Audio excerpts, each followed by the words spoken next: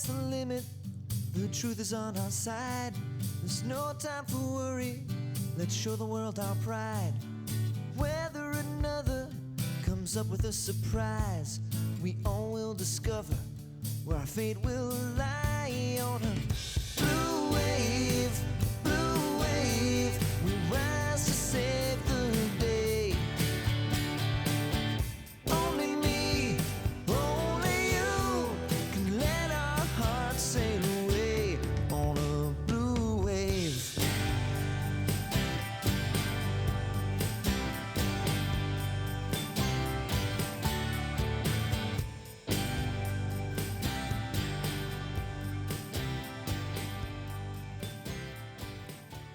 Hello, everybody. Welcome to TruBlu Politics Podcast with Anita and Karem. And today we are joined by our very, very special guest, Brian Karem.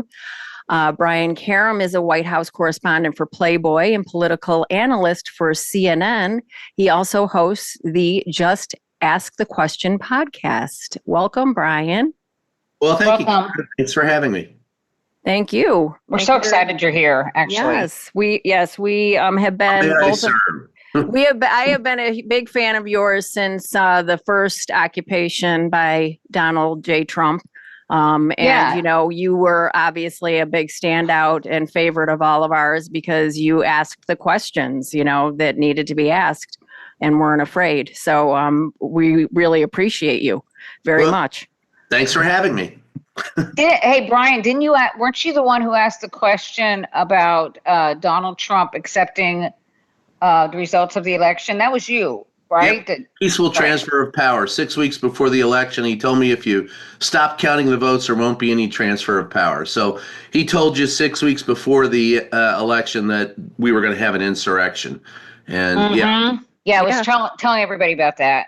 When they were, I was like, Brian Karem, he's the one who asked that question about the transfer of power. I'm also the one that asked him that led to the answer, I take no responsibility. He's also answered one of my questions by saying, if you just introduce bleach, Clorox, you'll be okay.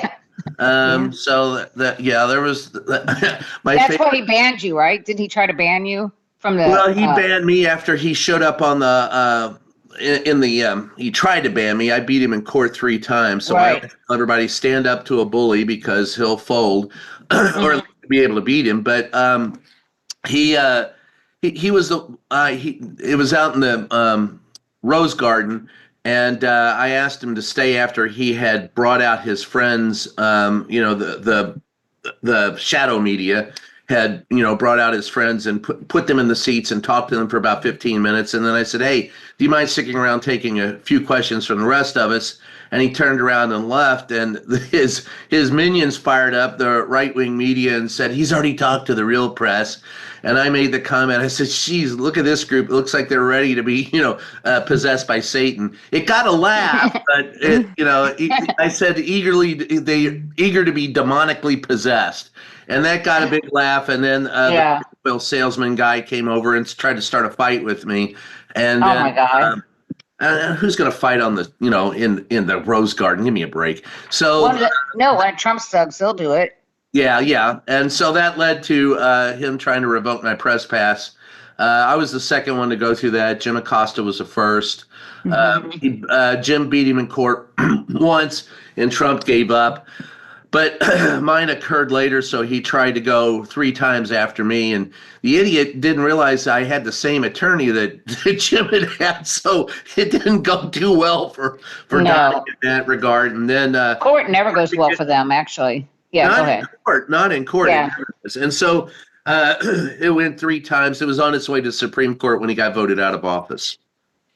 Wow. He would never admit that he did. Yeah. No, he still hasn't. Yeah, so I asked him that too. I said, "Were you going to admit you lost?" And he got really upset about that one.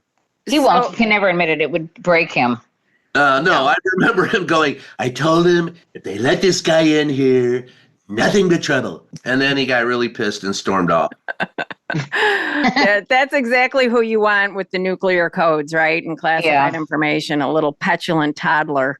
I don't know who's worse, him or the guy with a, tattooed eyeliner, JD. Yeah. I like Vance. Either one of them is not exactly what I would call my favorite people in the White House. Have you seen how China is trolling him and trolling JD Vance with those, like he's in drag and putting on his eyeliner? Have you seen that on TikTok? It's tattooed. It's not. That's the thing is. I know, but they're making fun of it. Yeah. It's a low hanging fruit if you want to make fun of Donnie. Insulted. He doesn't like to have people question his intelligence, and JD doesn't like anybody mentioning sofas or seat cushions or eyeliner in the same sentence with his name in it. So it's a frightening situation, and I make light of it because laugh or cry. We'll be here all week. Try the veal. Well, don't try the veal because Robert Kennedy's in charge of. That's true. You don't know what that is. The veal probably has trichinosis. Details 11. Or it's dead bear or something. Yeah, but good. Yeah, good news though. He's going to find the cure for autism very shortly. Oh, that's right. I heard about that. Yeah. He's going to release some sort of secret about the causes of autism or something like that. Yeah. Because, go ahead. So, I did want to speak a little bit about, your great book, Free the Press, that you put out. You can get it wherever fine books are sold. Yeah. There's my plug. Amazon. And so just to read a little bit on the inner jacket. So blending his experiences as a veteran reporter with analysis of the erosion of trust between the press and the government during the past 40 years, in Free the Press, renowned journalist Brian J. Karem gives readers a unique perspective on the challenges facing journalism while asking the question, how did we get here? And perhaps more importantly, how do we fix this? And, of course, we are all together witnessing some capitulation, by the media and the press that Trump is allowing into the press rooms and the press briefings. And you are, of course, one of those people that has been banned. And so, it is, how did we get here? So how did we get here? We got here. It started with Ronald Reagan, and every president since Ronald Reagan, and I include every Democrat in that, has destroyed the foundations of a free press. Now, it is normal for the president to battle the press. That's the way the system was set up. It is not normal for a president to defeat and destroy the foundations of the free press, and that has been going on since Ronald Reagan. The consolidation of the media, fewer and fewer owners owning more and more property, hiring people that are cheaper to cover the White House instead of people of experience, so that you end up with kids straight out of college with no experience at all, then playing gotcha and catch up and access journalism is all that's left. So we're no longer able to do our job. When I first walked into the White House briefing room, I think it was 1985. The first person I met was Helen Thomas. The second person I met was Sam Donaldson. Both were mentors of mine. The title of my podcast, Just Ask the Question, is based on something that Helen told me in the briefing room. She said, Brian, it doesn't matter if they answer your question. It doesn't matter what the answer is. It only matters that you ask the question, because they cannot deny that it's been asked and it's on the public record. So and then Sam said, no, I'll teach you how to yell loud enough to be heard so you can answer get your question asked. So the two of them were great people to have around. The first day I was in there, Sam pointed to the front row of the Brady briefing room, the first 7 seats. He said, Brian, listen to everyone in those seats. There is a combined experience of more than 200 years there. So you look at it today, and you're lucky if there's half that. Yeah, I was going to say. In fact, there's less than half that. And so the problems of the press have been compounded. Donald Trump is not the cause. He's a symptom, but he is certainly the end-stage cancer that is, afflicted journalism, to the point where what Trump is doing now is limiting. All right, so he wants to reassign the seats.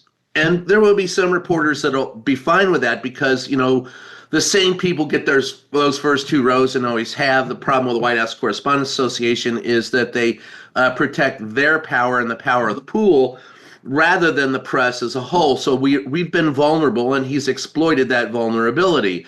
In addition, this week, the AP was kicked out for calling the Gulf of Mexico the Gulf of Mexico instead of the Gulf of America. But the AP has offices all over the world. Billions of people are their clients, and there has been no official action taken to call this the Gulf of America. It still is the Gulf of Mexico. So it's well within their rights to do it. Donald Trump kicked them out, and then a judge said, no, you got to reinstate him. Donald Trump thumbed his nose at that, has not put him back in. And here's the problem. In addition, Donald Trump has removed all wire services from the pool. And what that does specifically, there are 2 reporters, and it was done specifically to go after those other reporters in addition to the AP. Donald Trump said, fine, if I can't get rid of the AP, I'll just get rid of all the wire services. I don't like these guys from Reuters either. Jeff Mason and Steve Holland together combined probably have close to 80 years experience. The 2 of them are solid pros, and they ask, they're one of the few people left in that press pool who will ask the hard questions. If you look at who's left in there, there is nothing but sycophants to the dawn left in the pool. Now, I haven't been banned from the White House. I still have a White House press pass. It's useless other than to be in the briefing room where we are assembled twice a week to listen to the presidential PEP secretary. She's not a press secretary. She's a PEP cheerleader. Give her a set of pom-poms and brass skirt. That's what she is. And it is propaganda. She will not call on people who will ask hard questions. She won't stick around to answer a hard question. She's going to lie.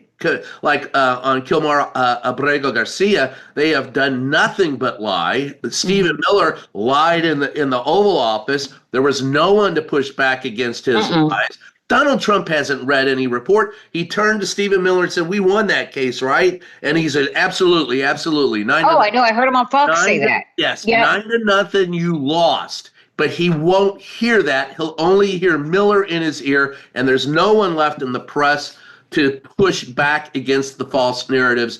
Donald Trump believes that therefore it is the truth that he won, and he continues to stoke the fires of fascism. Yeah. So how do you and your fellow journalists, the actual journalists that are interested in doing real journalism, how do you navigate this time? You have your podcast, but, I think in my message to you, I asked him, is there any way that all of you can kind of do a shadow press conference and coordinate with Democrats? Let me ask you a question. What do you think is your responsibility as the media? Do you think it's your responsibility to protect the American people?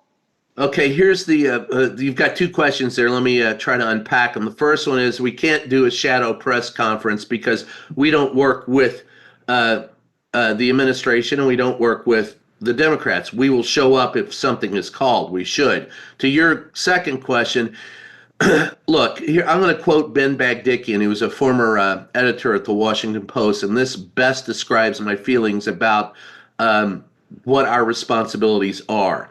Quote, never forget that your obligation is to the people. It is not at heart to those who pay you, or to your editor, or to your sources, or to your friends, or even to the advancement of your own career. It is to the public. That's what Ben Bagdikian told us. We should respond to that. Our response should be even those people who are left in the press briefing room who are sycophants of Donald Trump, you're not there doing your job unless you stand up to the oppression and ask the tough question.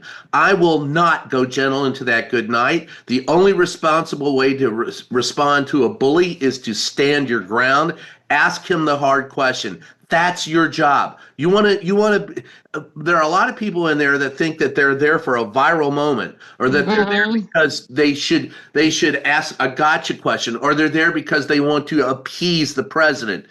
Don't show up if you want any of that. And don't be worried if they say, oh, you're making yourself the story. No, I'm asking a question. You're making me a story because you won't answer it. So don't try that bullshit. And that is exactly what is tried. And there are a lot of reporters who fall for that because we're so trained to ask questions and to follow these things and to report on them, that when they turn the camera around on us, those who are used to being in front of the camera actually don't get that they are simply trying to intimidate you. Don't intimidate Or it. make it, well, I like with do Kate. not care if you want to make me the story. I care that you answer the damn question. Yeah, look at Caitlin Collins.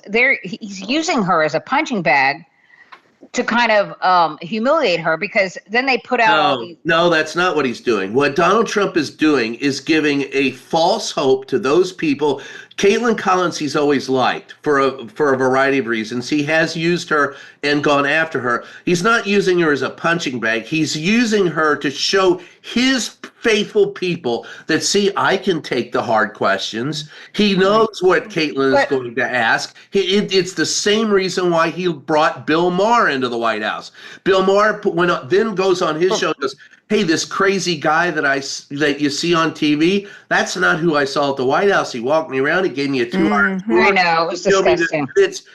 And so Bill Maher will say, I'm not going to give up my criticism of the president, but it doesn't matter, because Donald Trump, he just used you. He's a transactional person. Everything with him is a transaction. Right. What he did with Bill Maher, what he does with Caitlin Collins, is to give the illusion that he's open and honest, and he limits his accessibility and keeps his minions, the people who love him, in control. 15 minutes after Maher was on TV, I had an email from a Trump supporter said, see, he's logical. He accepts pushback. I get the same thing with, when Caitlin Collins asks a question. That's all part of the game plan from Donald Trump.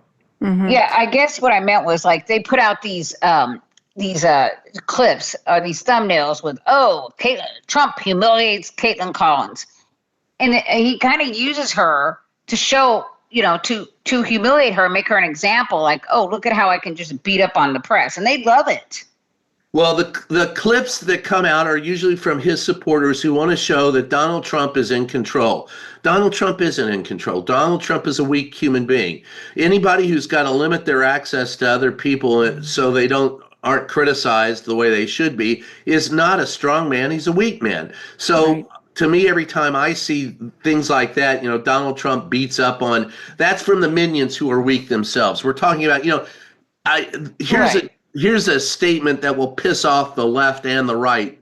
But I love the fact that it just, when you say this in front of a Trumper, it drives them insane. Donald Trump wants to think he's a strong man. Donald Trump wants to think that he is head of the game and an alpha male. Donald Trump only beat 2 women. He couldn't beat a man for office. And that's true. That's true. Trumpers nuts. And as a matter of fact, the only man he ran against beat him. Yep. Right.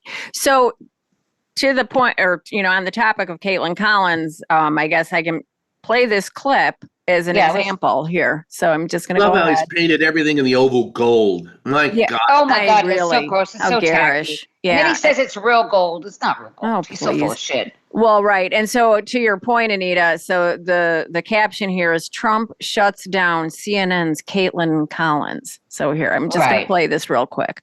Mr. President, you said that if the Supreme Court said someone needed to be returned, that you would abide by that. You said that on Air Force One just a few days ago. And they said that it must be facilitated. Why don't you just say, isn't it wonderful that we're keeping criminals out of our country? Why can't you just say that? Why do you go over and over? And that's why nobody watches you anymore. You have no credibility. Yeah, that's so disgusting. And he was also like showing off in front of that thug from El Salvador, that president. The world's coolest dictator, as he bills himself. By the way, Macaulay, he showed up in the White House. He didn't wear a suit. Donald Trump didn't seem to do that too much, although he gave Zelensky grief for it. Zelensky. What was that reporter? What was that reporter from that right-wing media outlet? It was Marjorie Taylor Greene's boyfriend. What's his name? Ben. What is his name? But anyway, he's the one who asked that. Yeah, he's the one who asked that question, and he didn't seem to mind. This guy, this thug from El Salvador, not wearing a suit, or Elon Musk. Well, Elon Musk wears a T-shirt and a ball cap into cabinet meetings, and thinks his problem is he's cosplaying Tony Stark. He thinks that he is Iron Man, and he's not. I know. It's actually shameful but this whole first 100 days of the second coming of Donald Trump is a case study in how to turn a democracy into a monarchy or a dictatorship or a patriarchy. The problem is that there aren't enough people standing up and pushing back. So when people ask me, Karen, as you did earlier, how do you fight back? The press has to stand up, but the rest of the people do too. Let me remind everyone, and if you're listening to this, take this to heart. You're the reason why Donald Trump is here. Because the fact of the matter is 64, even if you voted against him, what more did you do? Did you show up and drive people to the poll? Were you engaged in phone banks? Did you involve yourself in mailers? Did you volunteer at polling places to help count votes or to get people there? What have you done for the democracy? But what about the 70 million? Wait a minute.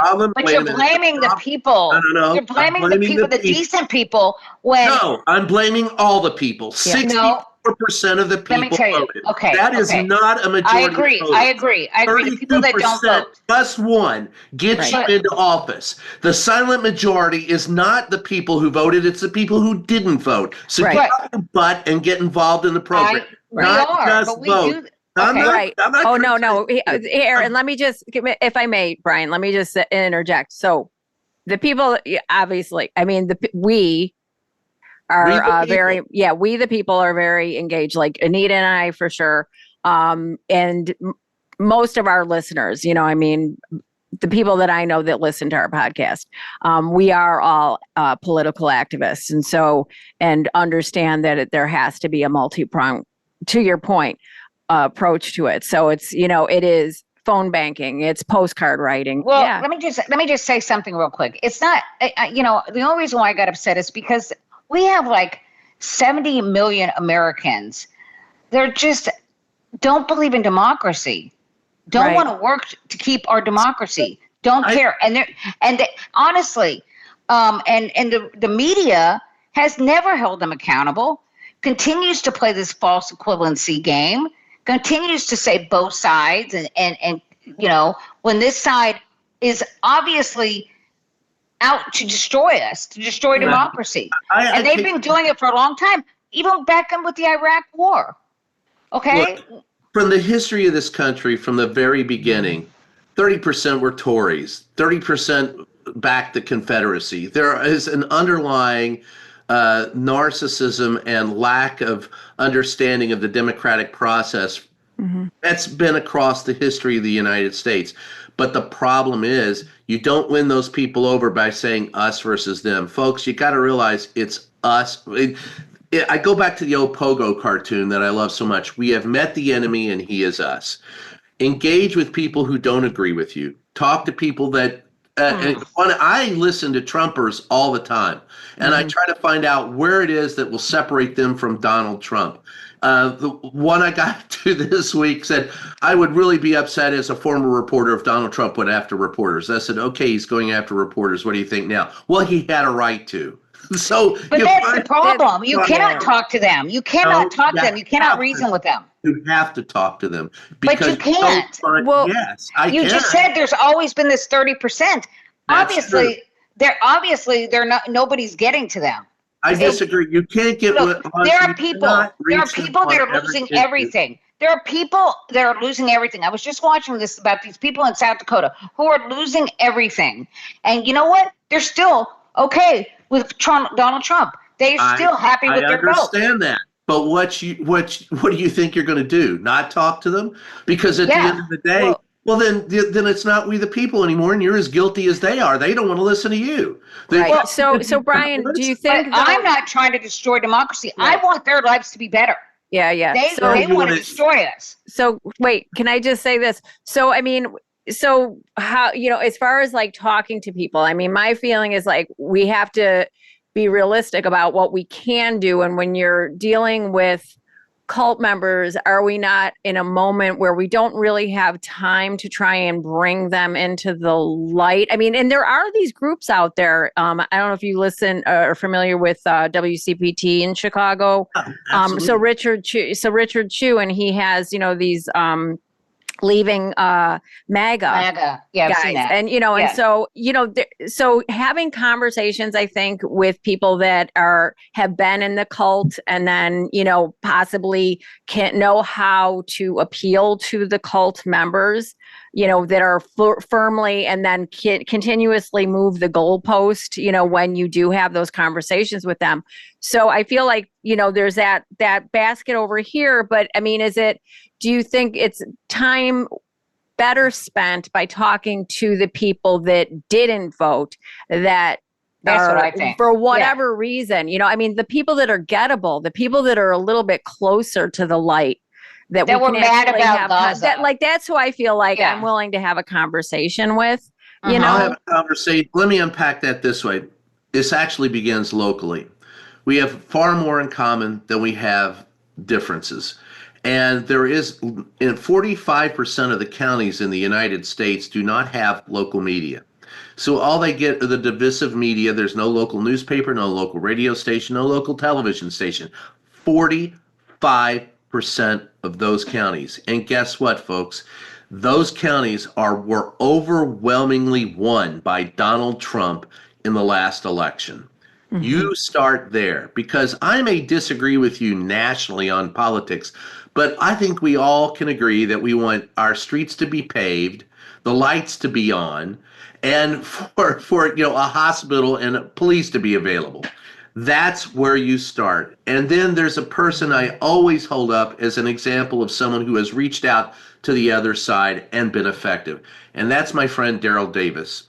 Daryl is a musician and played with Chuck Berry, big black guy, big fingers, plays the keyboards great. I love to listen to him play. Daryl grew up in Europe, is an American citizen, was born here. When he came here, he found out, for the first time, he saw what prejudice was.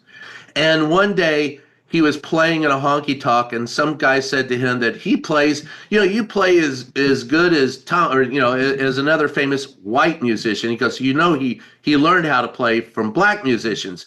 And so he said to the guy, he said, how is it that you don't know me and you hate me? And Daryl Davis, over a course of the last 35 years, and I'd recommend him as someone to have on your show, Daryl has talked, I think it's 30 members of the KKK out of their robes by simply sitting down and having coffee and listening to them. And when you find out that people have far more in common than they don't have in common, that's the common ground that you build trust and alliances with. And that takes time. There's no quick fix to this, folks. It took 40 years to get us here. It's going to take, but the step forward is involvement. And the step forward is to open your eyes and realize the far right created the far left, and the far left created the far right, and there are far many more of us who are stuck somewhere in the middle. I am more progressive than probably 90% of the people around. But if I don't listen as a reporter, I don't get stories. So you have to learn to listen. Mm-hmm. Look, he may have talked them out of their robes, but I guarantee you they're still voting Republican. I live in Texas, and we will not expand Medicaid. And the reason why, even though we have hospitals that are failing in these rural areas, but because it was Obama's deal, because it was under Obamacare. That's racist. Well, and still, there are states that have not expanded Medicaid, and they're all red states. Yeah. Well, there are states that don't expand education. Most of them are. Sure. Well, and what about? I mean, when you have a president like President Biden, and the with the infrastructure bill, and trying to address like these problems that to your point, Brian, that rural Americans care about. Trump voters, Republican voters say that they care about. So what do you and I think it goes to your other point where it's like the information bubble that they're living in, and the propaganda that they're being, steadily streamed into their living rooms and their diners and, gas stations. Right. So it's like so I guess, to that point, so what do we do? Because I always say, like, polling reflects the information that people are getting. Right. And so how do we change? Reflects the information that's given. Yes. That's exactly. During the poll, it's how you ask a question. Yeah. Right. But how do we reach these people? Ridiculous. Pardon? Yeah. How do we reach the people that are more well, I believe we have two political parties in this country. One has no heart and one has no head. The Democrats' biggest problem, you mentioned, Karen, the infrastructure bill. For every day, for the first 3 years of the Biden administration, I asked them to bring the president out to the briefing room at least once every 6 weeks for 10 minutes. He could have come out like a comedian and done a tight 10 and said, "Hey guys, I'm old, I gotta go," ha ha ha, and walked off. And we would have been fine with it. And part of the problem was, as we started hearing this pushback, like, for example, on this particular bill, the infrastructure bill, all we heard, the pushback I heard from the Trumpers, from the Republicans, was the only thing that did was open up 6 EV conduits in California. That's all infrastructure did. Meanwhile, I'm traveling around the United States and seeing construction on infrastructure in every state. That $1 trillion infrastructure bill put people to work, and it's the reason why we did not go into a recession at the end of COVID. It is one of the most startling examples of bipartisanship in the last 30 years. It is historic. And it should have been talked about. The thing I keep telling the Democrats that they don't get is that you can't say something once. You've got to mimic Donald Trump. Oh. He will take up every bit of oxygen in the room with his bullshit. Take up that air with facts. And for the love of God, the Democrats have got to come out and preach those facts. And they have to listen to the voters, because the voters, there are people that voted for Donald Trump who wouldn't normally and are now abandoning him, but they listened to what he said about events and issues that they cared about. And that would be DEI went too far. And there are other examples that they go, I don't really like Donald Trump, but he's addressing my concerns. The immigration concern, by the way, was not an initial issue for Donald Trump. I was at the rally, I think it was in Arizona, where somebody said, hey, close the borders. It got a resounding amount of applause, and Donald Trump caved to that. So Donald Trump is a grifter and a con man, but he listens to the audience and tells them what they want to hear. Right. Democrats, he did the same. I want to make it better for you. I only want you to have health. I want you to do better. But they don't listen to what the people are saying as can I say how to get there. Okay. Yes, you say Democrats should come out with the facts. What they need to do is start telling the stories. They need to frame the narrative differently. I agree. The Republicans will frame the narrative, and the Democrats will argue within that narrative. The Democrats need to carve out their own narrative. Yes. Also, Democrats don't have a 24/7 propaganda machine. Yes, they do. What? Every party does. What are you kidding? No, Fox News. Fox News is a propaganda machine. There is nothing equal to that on the Democratic side. Nothing. And not only do they have Fox, they have Newsmax, they have billionaires just throwing money at influencers, at YouTubers. You realize, of course, that the media is not biased to the right or to the left. The media is biased towards I'm not saying Fox News. The media, that's a symptom of the problem. The problem is the media is biased towards money. So if Fox News could make billions of dollars tilting left, they would. They don't give a shit. The guy who owns Fox News cares very little about it. What he cares about is making money.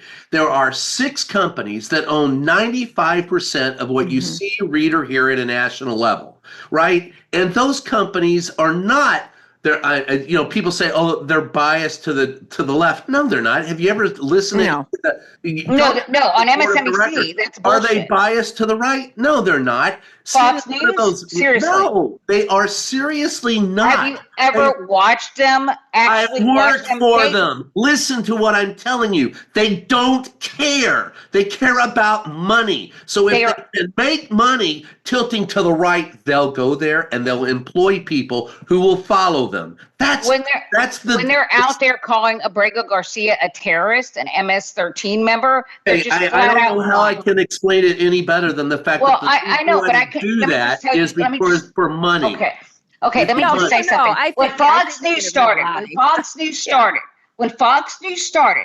pre-9/11, they lost money every year.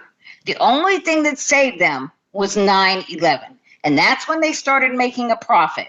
They weren't in there to make money. They were in there to change the minds of the American people for the billionaires and the multinational corporations. Well, I worked at Fox then, and that's not accurate. Fox News never opened up with any desire other than to kowtow to the right. But they saw money there. The bottom line was they started out, first it was Roger Ailes and Richard Nixon. Roger Ailes worked for Richard Nixon. Richard Nixon was upset. He said, we have all these people that would give millions of dollars. So they tried something then that failed. Then Ronald Reagan came into office, and Roger Ailes got together and with Rupert Murdoch. By the way, they changed the laws so Rupert Murdoch could stay in this country and own multiple newspapers. Right. Which was illegal up until that point in time, and he was only here for a year before he got his citizenship. What they did was they identified a revenue stream. Reagan said, look, there are millions of dollars that'll pour into you if you do this. You're not making money, do X. So Roger Ailes, already preaching the choir for Nixon, started to preach the choir at Fox News.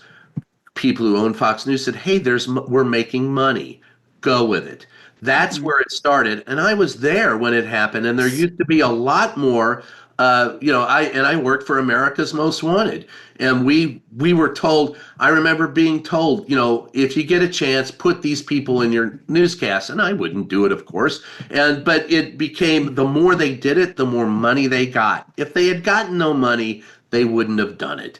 But do you think that maybe they're they lean more to the right? You're saying it's for the money, but it's also because Republicans are just more corruptible. No, I find the Democrats as corruptible as the Republicans. I don't agree with that.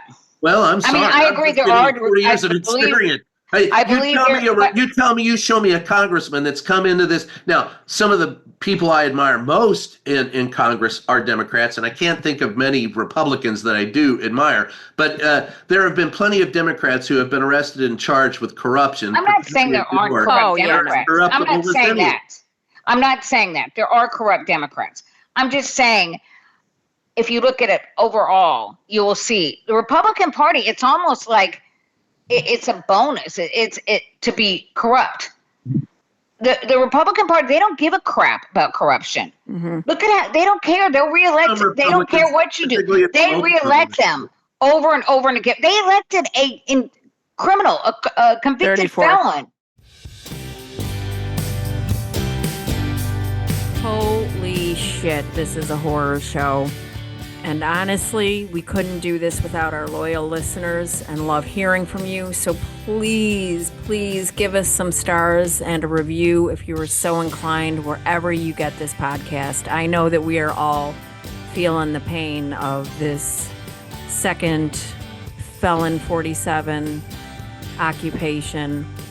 But Anita and I really, really understand the assignment, and we want to be here for all of you, our loyal listeners. Without you, we couldn't make this happen. We could not keep this running.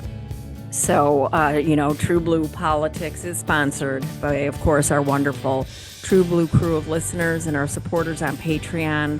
As a small startup podcast, our Patreon members help us pay the bills to keep our podcast running and also allow us to keep investing in equipment upgrades for even better quality content in the future. We all have our day jobs. I know I have a day job, and, that requires a lot of my time, but I want to be able to devote as much time to having these conversations, getting the word out, fighting the good fight against tyranny. So much of this is reliant on our community of progressives and road warriors. So when you sign up as a monthly TruBlu crew member on Patreon at even just $5, you instantly unlock our private TruBlu pod chat and full episodes a day earlier than everyone else without ads in the middle. Upwards from there, we've made even more perks available, like having your name shouted out at the end of our show and a personal Zoom call with me and Anita to discuss ways to overthrow convicted criminal Felon 47, Elon motherfucking Musk, and the GOP. If you could please become a Patreon subscriber at any level, go to patreon.com/TruBlu. That's TruBlu Politics Podcast. We love you guys. Stay strong and stay in the fight.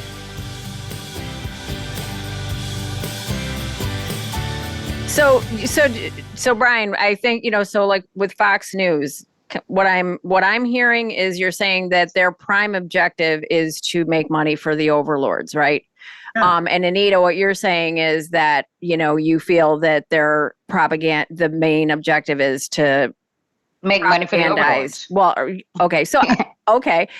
So yeah, I mean, and Brian, to your point where, with Democrats, what they need to start doing is, what I'm hearing is, going to where their voters are, where the people are, and listening to what the conversations are that voters are having, and then use that in the messaging.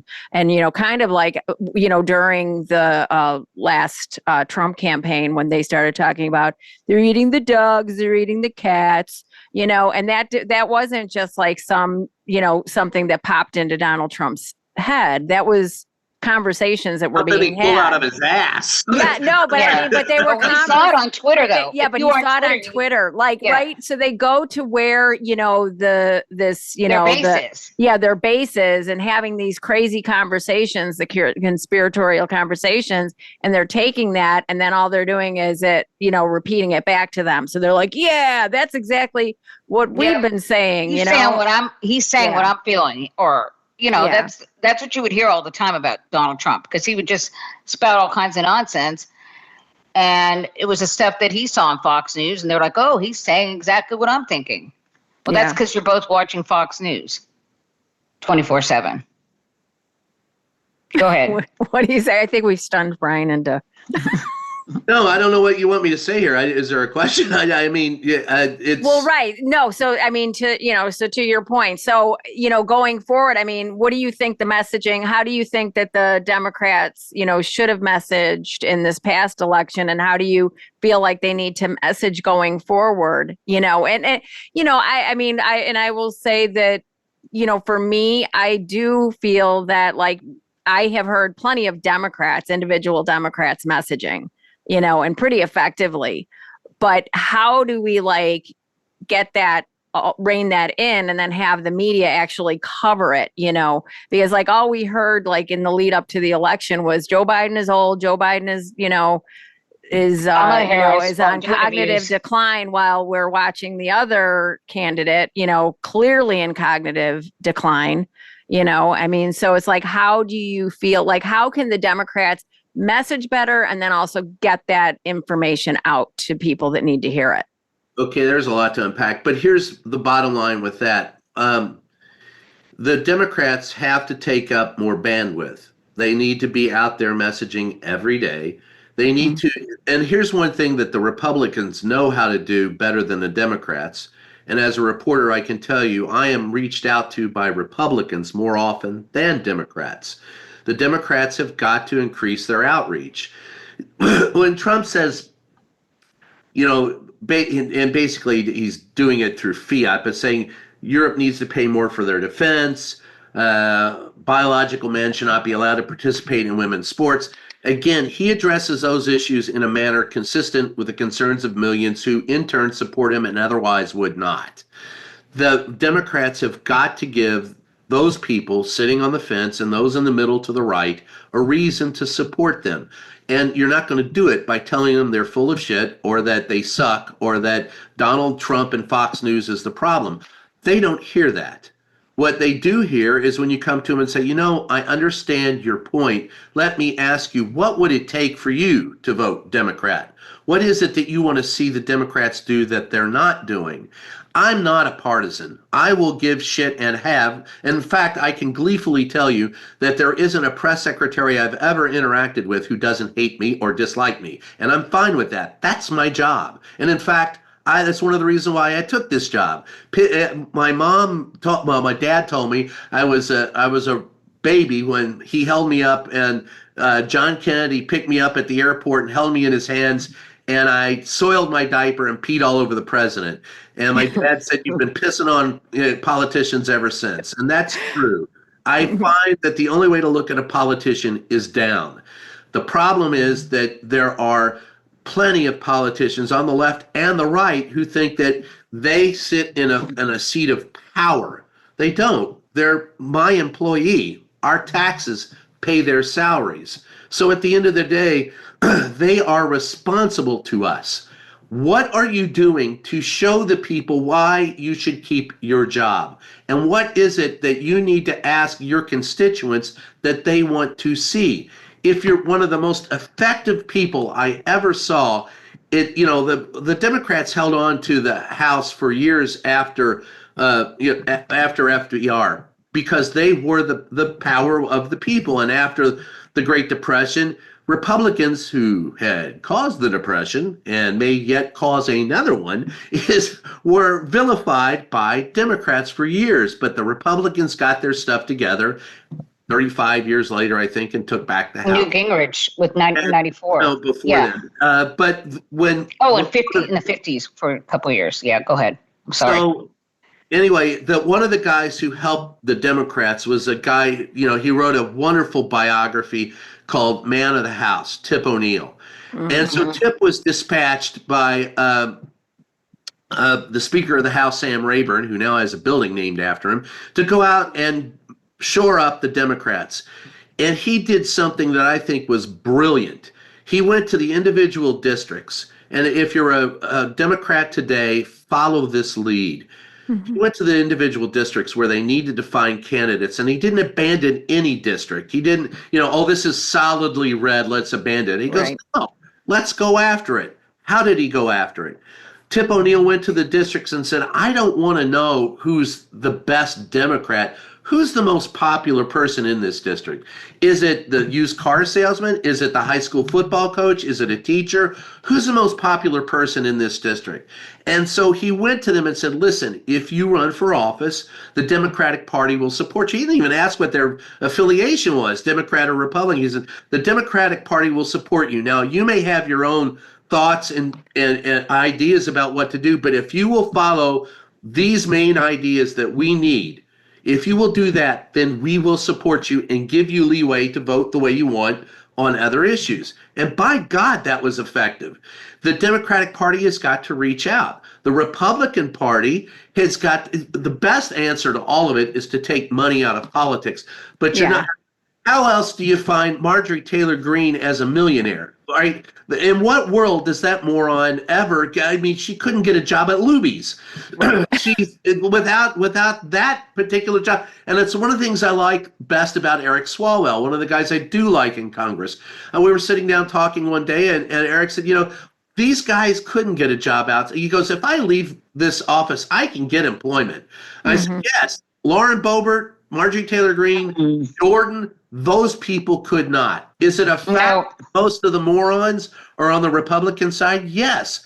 But here's the thing. That's where the money is, and they will swear allegiance to that money and whatever the Republican Party wants as long as they can get in office. And why do you think the Republicans who know that Donald Trump is full of shit, will not support the Democrats. It isn't because they don't agree with the Democrats. It's because they're fearful of being primaried on the far right. You've got to approach those people as well. And until that happens, the Democrats are going to find it very hard to take back. I think they will take back the House.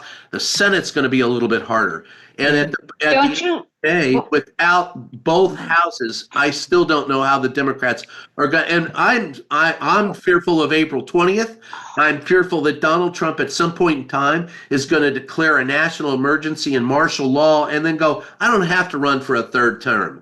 Yeah, me too. I'm worried about that. President for life. Which may not be much longer, but yeah. I don't even want to go there. But still, he's 78 years old. I mean, he's going to be 79 in June, right? Isn't his birthday in June? But I have a question. I mean, you talk about with Sam Rayburn. What year was that you're talking about? Early 60s, I believe. Okay, because the truth is, white Democrats, rural white Democrats, white rural voters abandoned the Democratic Party. After Yellow Dog Democrats, yeah. Right. They abandoned the Democratic Party. Do you remember why? Because LBJ signed the Civil Rights Act and the Voting Rights Acts. Well, I'm not sure we can get those people back. Honestly, you look at the map, a map of the Civil War, and all the states that the slave states are all Republican states now. There is one state that I think that is a gateway towards bipartisanship, and it was the state, by the way, that gave birth to both of the presidents in the Civil War. It was a border state then. It's a border state now. It's mostly red, but the governor is blue, and he's learned how to do it. And I would point at the state of Kentucky, the Commonwealth of Kentucky, and Andy Beshear. That type of path forward. Beshear is a wildly popular Democratic governor in a state that is wildly Republican. You will go to Eastern Kentucky, and I used to joke that Eastern Kentucky is where you live when you flunk out of West Virginia.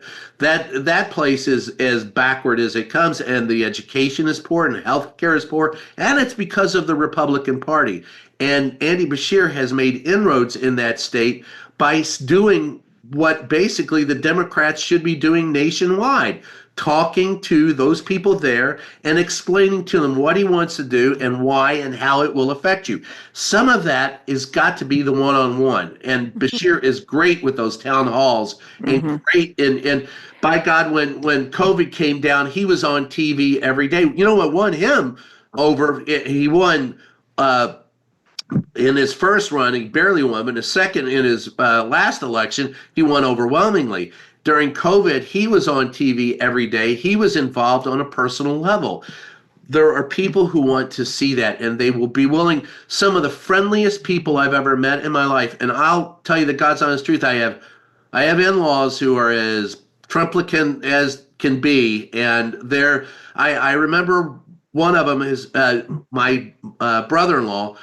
We were in mid-Missouri, and I was there for a campaign stop. There was a car stopped on the side of the road, and there was several Democratic bumper stickers. Trump is the devil. I mean, these guys were, and I'm pretty sure it was a gay couple from I didn't ask, but from St. Louis. And he pulled up and he says, "Can I help you?" And he rolls up in a pickup truck with a Trump flag. Oh. And he goes, "Can I help you?" And they're scared to death. And they're looking at me like, I go, you look like you have car trouble. Can I help you? And so he gave him a ride to the gas station, got him there and got him back just a good hearted person. And I said, "Dennis, he goes, what do I care who they care for? They were stuck on the side of the road. They needed my help. What am I going to do? Not help?" So when you reach people at that level, make people understand how they have more in common than they have different, you will reach an accord. I have been in rooms with hard left, hard right people. One of them, to me, this is what kills me. I'm interviewing one day two guys on the opposite side of the political spectrum. The guy on the far right doesn't like nudity in movies because it's against his religion. The guy on the left didn't like nudity in movies because he says it objectifies women. So I said, so both of you agree, right? And they go, no. And I go, but neither one of you want to see nudity in movies. Isn't that what you agree on? And they go, yeah, but the reasons why are different. I said, what matters the reasons why if the results are the same? So basically, you're saying the same thing for different reasons. When you get people to confront their own notions of right and wrong and sit down with people who disagree with them fundamentally and find out that they agree fundamentally on many things, you move forward. You cannot move forward without it. We are too divided in this country. We need to be less divided. We have far more in common than we have that it's different from one another. And the press is part of that problem, and I address that in the book. And it's getting people in the press to go out and talk. It's not whataboutism. It's not both sides are equal. I tell people that all the time. Look, I will criticize a Democrat as much as I will criticize a Republican. Did I criticize Biden? Yes. Did they not like me? Yes. Would I criticize him for the same things that I criticized Donald Trump for? No, because Joe Biden wasn't a convicted criminal. He wasn't an adjudicated rapist in a civil court. He was not the guy who comes out and says, jail people and I don't care about due process. Joe Biden was the guy who did decent things and never once explained himself. And that was the communication problem in the Democratic Party is why they lost the election. I talked to Democrats. Too bad they didn't have a propaganda machine to. They have plenty available to them. No, they didn't. PBS, CNN, other facts, all of those, the New York Times, all in the process and the business of reporting facts. And the New York Times? The New York Times trashed Biden. Favored, yes, and they trashed. And they did the same to Hillary Clinton. They trashed, and they also trashed the far right. So the big problem is getting those people, us, to recognize the difference, to have a critical eye and be a critical thinker about how to present the news to those people. Can I give you an example? Can I give you an example? Give an example, then I want to talk. Like Bloomberg came out and said there was 100% chance of a recession. This was in like 2022. I think you have that article, Karen. I sent it to you. Oh, yeah. And it turns out the GDP growth came out at like 3-point-something% the next quarter after Bloomberg had predicted a recession. Everybody was predicting a recession. Bloomberg 100%. And that's all we would hear. And I was looking at the data and I was going, what are they talking about? Look at what's happening. We've got this infrastructure package, the CHIPS package, the COVID relief package. And I wasn't seeing a recession. I knew inflation was a problem. It was a problem globally. But that had nothing to do with their predictions for a recession. They were just predicting it. Now, Trump comes in and he inherits this booming economy, right? And he starts immediately destroying it with these stupid tariffs. And even before that, with all these layoffs, right? And getting the mass deportations, which really aren't mass deportations, but they're scaring these immigrants. So we're not getting the kind of immigrant, work. People are afraid to actually come to work because they're afraid they're going to get deported. So then, but we've not heard the kind of predictions we heard when we could tell there was not going to be a recession. Now it's like, oh, maybe there's a 40% chance of a recession. There's just a double standard with Democrats. And the Republicans say the same thing. So good luck. But that's not true. I don't care what the Republicans say. Look at what Hillary Clinton and her emails, right? I mean, their hair was on fire. The whole media, every day, the New York Times especially, were dumping on Hillary Clinton because she had a private email server, even though no classified documents ever went across that email server. And we had to hear about it for days and days and days. It's one of the reasons why she lost the election. No, the reason why she lost the election. Okay, well, wait a minute. Let me finish. Kamala lost the election because the Democrats were as big a racist as the Republicans. But can I just say something? There were Democrats who wouldn't vote for her because she was a woman. I get that. But she did get more votes. But then Trump comes in and he's giving out nuclear secrets and he's got them laying all over his bathroom floor. And, he's telling just random strangers about how close we can get to a Russian submarine and giving out war plans about Iran. And did we hear anything about that in the up to the lead up to the 2024 election? Did anybody ask him about that? Well, yeah, I did. And by the way, of course, you did. About it. By the way, of course, you heard about it, and you're talking about it. You weren't there, so. But I'm talking about up to the election. Hillary Clinton had to answer that questions about the private email server for every day up to the election. Every day we had to hear about her mishandling of classified documents. Donald Trump does it. I didn't hear that from the mainstream media. You might have asked it, but I wasn't hearing it like I heard. Right. And I think that's I guess the point in bringing it up is that as consumers of media, we're not seeing that. We're seeing a lot of kind of one side, beating double up standard, on a double standard, and and I think that it's one of those things where it's just like, I think that we would like the truth, and I'm not so far into, my political leanings that, if it's a Democrat that's doing something, I mean, if there's, Anthony Weiner, if there are Democrats that are, I mean, or Denny Hastert, my God, not Denny Hastert. Denny Hastert was never mind. Not bad example. But I mean, Blagojevich, I mean, I voted for Blagojevich, and it's like, if there's corruption and criminality and it's a Democrat, then we want to see that, absolutely go through. Yeah. We want to see them held accountable, and, but they call it fake news when it's a Republican. Right. So Brian, let me ask you, because we're talking about Democrats and Democratic messaging and going into these red areas, and appealing to the voters that, need to be kind of brought in. So what we're seeing now is a lot of town halls happening, that Democrats are moving into the spaces where Republicans have said that they're not going to hold in-person town halls. We see AOC and Byrne going to all these different states. We see Governor Walz going and having town halls and rallies.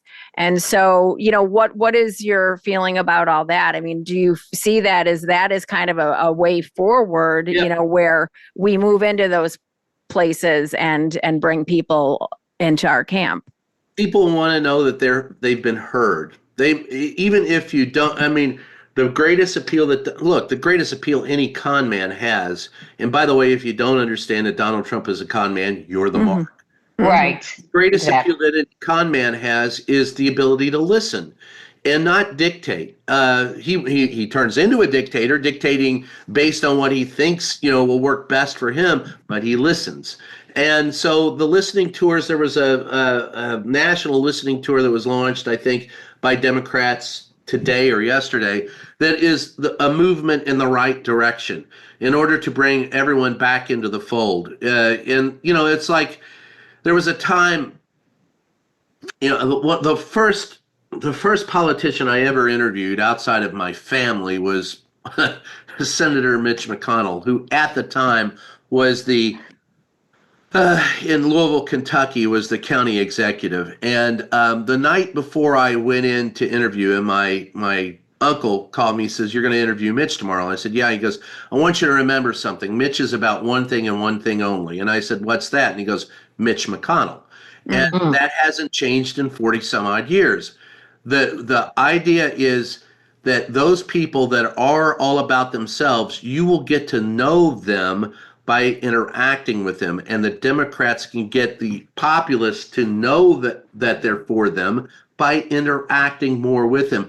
Don't hang up your shingle and go, "Oh, well, I can't win in this red district." Well, you're not if you don't run. You're not if you don't get involved. And for those who say, to Anita, to your point, the idea that there's not enough news being generated on the left side and we don't get to see it as much, that again is also a function of the Democratic Party not putting their message out. One of the reasons why the Republicans get so much coverage is because they never shut the fuck up. And so you've got reporters who are lazy. What is easiest to cover? Going out and finding someone to talk to, or talking to the person who calls you on the phone and leaves you a message and leaves you a press release. Reporters are on strict deadlines and will follow the path of least resistance in covering the news. If you want more covered, get your ass up off your seat and go find a reporter and jangle their chain. I'll guarantee you they'll listen, because everybody wants an exclusive story. Everybody wants their moment. Most reporters walk into a newsroom in the morning and are dictated what their assignments will be. And those assignments are most often based on what's already in the press or the press release that's been put across their desk or sent to their email by their assignment editors. There are very few reporters left who actually are beat reporters. And when somebody said, Brian, who would you send to the White House? Because I have a huge problem with the White House Correspondents Association and most of the people that cover the president. They're there for access. They don't understand how to use the access. I said, look, instead of sending me political reporters, send me your crime beat reporters. Those people know how to cover crime and get news that people don't want uncovered. Send me your military reporters who understand what it's like to be under fire. Send the people who will be less intimidated and will dig more. Is there a problem in the press? Absolutely. Are the Republican Party discovered how to get around it better than the Democrats?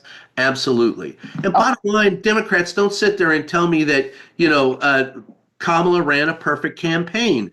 The perfect campaign means you win. She did a yeoman's effort. You can run less than a perfect. She had 100 days or something. You can run less than a perfect campaign and win. Look at Donald Trump. But you can't run a perfect campaign and lose. That means you weren't perfect. And the problem with the Democrats this last time out, man, I was everywhere covering that campaign. And I talked to Democrats who would not vote for a black woman. So they're as racist as the Republicans. You look in your own house and find out why you didn't show up to the polls. And then they're racist Democrats, that's for sure. I'm not saying they're take your information and go and put yourself in front of the reporters.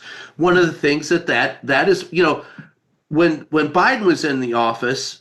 Well, let's go back to when Reagan was in the office. One of his problems was he didn't go out and talk to reporters every day. He chose who to talk to, and it worked for him. Then Bush wouldn't talk to anybody, and that didn't work for him.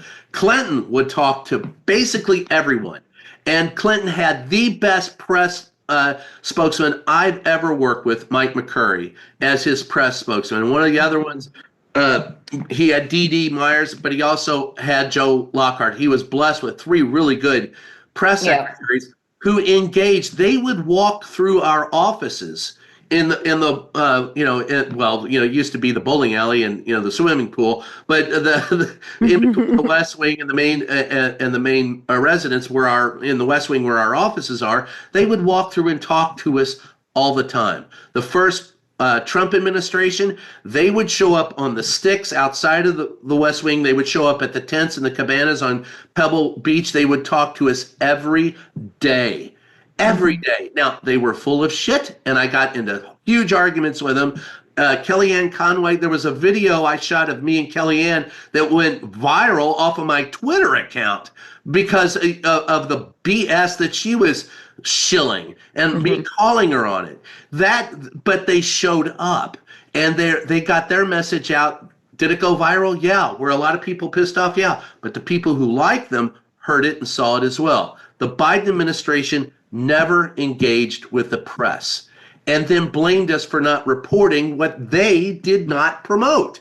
I'm sorry, you have to take some responsibility for that. But isn't it the media's job to report on what's going on and just not wait for the White House to tell you? I mean, does the White House have to come out there and tell you what to report on? Time out. What did I just say? A, reporters are lazy. And B, how are you going to know what's going on in the White House if they don't tell you? You're in the White House. You have investigative reporters who will go out. Those are the crime beat reporters, and I recommend them. They're the ones who will put the time in to do the job correctly. But if you want to promote yourself, if you want people to know what you're doing, it's the old adage, you can go shout down a well and no one's going to hear you, or you can stand and shout into the ether and somebody might. You need to be more proactive. You don't blame the press entirely for this, although I am healthy in voicing my opinion that we're lazy and we need to do our job better. But the Democrats have got to take responsibility for their part in this, and they don't. They simply tell us that we suck. And guess what, folks?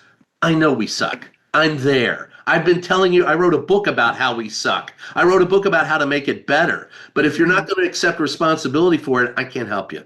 Well, and and leaving and wait, but I mean, and we're leaving out the the biggest problem, and that is the Republican Party, as far as what they're doing, in Congress, where you hear about all of these people. Oh, they're behind closed doors, and Democrats saying behind closed doors, they're expressing their concerns and they're doing this and they're doing that, but they're too afraid. I'm with you on that. They're too afraid to come out and say, say anything because they're afraid for their safety. Hold on, Anita.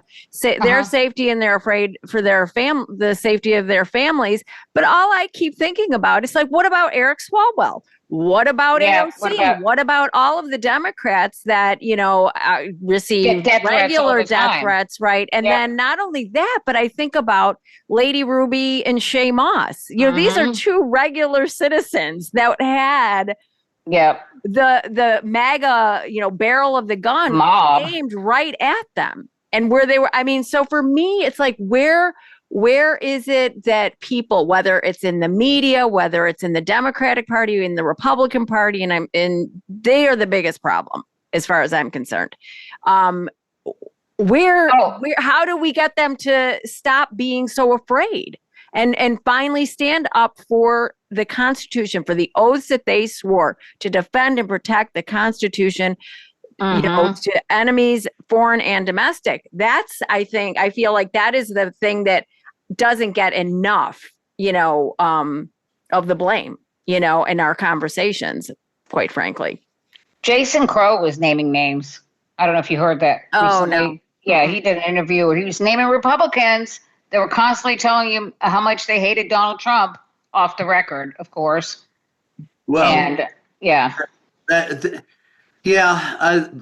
part of the problem is a lack of courage, and like I said, they're afraid they're going to be primaried from the far right. They're afraid of losing their jobs. They couldn't get another job if they lost this one. That's a big problem in the Republican side. But going forward, that's one of the things the Democrats should work harder on. But it's one thing that congressional reporters need to work harder on. I sat in, I had this vile interaction with Marjorie Taylor Greene in one of the trams in the Capitol several months ago. I don't know if you're aware, but between the Capitol and like the Rayburn office building and different office buildings, there are these small trams that move underground that move people, so you don't have to walk across the street. So, visitors and members of Congress use these to get from the office buildings to the Capitol. So I got in this one, and I was going over, I think it was the Rayburn building, I don't remember, wherever building that Marjorie Taylor Greene has her office. And I was sitting there by myself, and I'm looking at my phone. I'm the only person in this tram, and I'm sitting there, just going through my phone. I got to answer that email, and then I see out of the corner of my eye, 2 or 3 people sit down across from me on the other side of the tram. And so I'm going about my business, and then somebody taps me on the shoulder and says, "The Congresswoman doesn't want to talk to you." And I go, "Who?" And I looked up, and it's Marjorie Taylor Greene. And I looked right there, and I said, "Well, tell her that I don't give a shit, and I don't want to talk to her. I have no questions for a moron." And I looked right at her, and she says, "You can't say that." I said, "Yes, I just said that, and more people should. Congresswoman, I'm sorry. I don't care what you think about any particular issue." And I went back to my email. First of all, I don't even know what she wanted to not comment on. But and I was there to talk to someone else about whatever issue she was on about. I could not care less about. But the idea, most reporters who would go, and I've seen reporters do it, that is an entryway sometimes for Congress people to get on the record. They don't want to talk to you. You take it as a challenge and you turn around and talk to them. The Republicans are great about that. They are absolutely wonderful about fish hooking, and that's the only thing I can describe it as, fish hooking reporters into listening to them, because they will spout. I mean, I was there one day, and Lauren Boebert. Well, we're in the middle of a big scrum outside of Congress, and Lauren Boebert walks by and goes, "Anybody want to talk to me?" And I go, "Not unless you've got something to say about sex in the cinema." And then off she and got PO'd and oh my God, stormed off. But they will do that. The Democrats, for the most part, will not play that game. And so the Democrats, again, need to get their game. They need a better game with reporters, and reporters need to seek them out. There are a lot of reporters who don't even know who their own Congress people are, where they live, much less. But some of the best reporters I know are congressional reporters or defense reporters who've been on the job for years. By the way, again, going back to what I said earlier, that's the reason why Donald Trump is limiting the wire service, because the people with the most experience and the best are the two reporters at Reuters. They were the two left that supplied information to millions, if not billions, of people across the planet. So when you deny the AP and all the wire services, that includes Reuters and Bloomberg and others, and the two reporters from Reuters, Jeff Mason and Steve Holland, are simply among the best that there are left in the White House. There may be a handful of people in this current White House press corps that were there during the first Donald Trump administration. And look, Jeff pushed back, Steve pushed back, Caitlin pushed back, April Ryan pushed back, Peter Alexander from NBC pushed back, all of CBS, Major Garrett pushed back, I pushed back, Jim Acosta pushed back. Look, I can name a dozen of us that were there pushing back. Yeah, I remember. Most of them were in the pool. Not there today, and there's a reason why. You look at the people that are participating in the pool today, and Donald Trump has learned the best way to control the media is to control the access. If the Democrats want a better, larger, bigger voice, get more involved in giving access and learn that information is your friend. I'm telling people, I don't know how to say this any better. Donald Trump will suck up all the oxygen in the room. If you do not want him to, do not give him any. And that's what the Biden people didn't understand, never could, and preached to me about. And I remember one of the press minions, one of the lower press people going, "Well, we've said it." And I go, "You need to have me near him because he answers my questions. That's why we don't want you near him, because we don't want." And so their course was set early on. And I told them then, and I'll tell them now, I was there before them. I'll be there after them. You should listen to the reporters. One thing that Joe Lockhart said, one thing that Mike McCurry said, during the Biden administration, they got more out of those press briefings than we did. He said, "Brian, we listened to your questions and we adjusted our policy based on the questions that we heard." It's hard to base policy on what the American people want if you don't listen to the American people. And by God, the press isn't the enemy of the people. We are the people. We're the ones that are representing the people, asking the questions. You need to engage with us, whether it's painful or not. That's the way the system was built. It's built to be painful because you need to grow by people arguing, by people not agreeing, by people but agreeing to discuss and listen. Donald Trump is too fragile for that. He only wants positive feedback. That is not good for the country. Biden didn't want to engage. That's not good for the country. Yeah. And thank you, Brian. Wait. And because we are kind of, we're getting to the point where we have to wrap this up. But what the word that comes to mind, like when you're talking about Marjorie Taylor Greene and these Republicans, it's audacity. They have audacity, and it seems shameless. Well, yeah, but I mean, the audacity of her to sit there and say, "Hey, to put that fishing line out to you." What you just landed on, and I think we're going to probably wrap it up with this. the fact that you're asking the job of the press and the job that you feel is your job is to ask the questions for the people. And Right. that right there is what separates you from so many, Well, thank you. No, really. I mean, and so on that note, I just want to say, how, appreciative, I am. And I think Anita can, I can say the same for Anita, thank you so much. Thank you for agreeing to come on and having a conversation with us and, everything, I'm taking notes and, Well, thank you for having me on the show. It's been a great pleasure. Hey, thanks, Brian. You are very interesting, that's for sure.